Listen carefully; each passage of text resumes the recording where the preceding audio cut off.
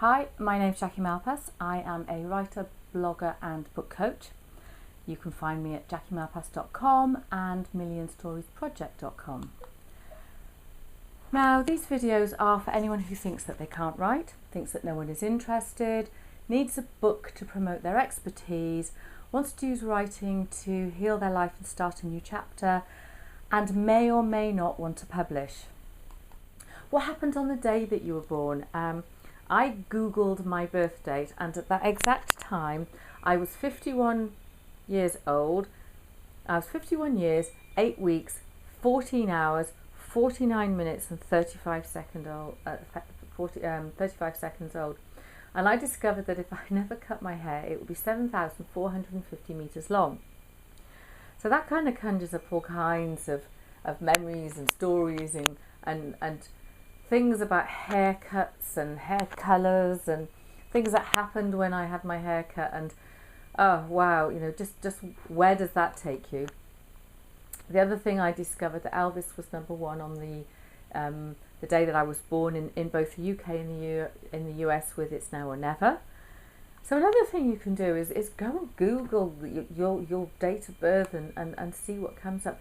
See who shares a birthday with you. See what kind of comparisons there are between you and that person.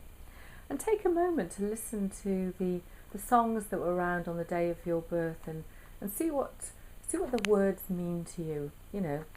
How has music impacted your life? Just going to read you something that when I did the birth exercise that came up for me. And I wrote this while I was sitting in the hairdresser's. My womb, unlike my mother's, has never held a child, or was used much for its intended purpose. It shed its lining, filled me with painful torment each month, and then one day it stopped as quickly as it began. No more blood, no more life, or at least the life that was. Rebirths come in many forms, and to have no period changed my life forever. I gave up drinking, not long after the red stuff went away. Anxiety surrounded me, sleep evaded me. This, I thought, was the dreaded menopause, only to later discover it was my thyroid. Undiagnosed, they gave me Prozac. I gave birth to shame. I was ashamed to have to take drugs. Why ashamed of drugs when I had snorted copious amounts of white powder during my party years? That was, of course, okay. I chose to lose myself with each line that travelled up a £5 or £10 note. Doctors' drugs meant something completely different altogether. I was confirmed a failure, unable to cope.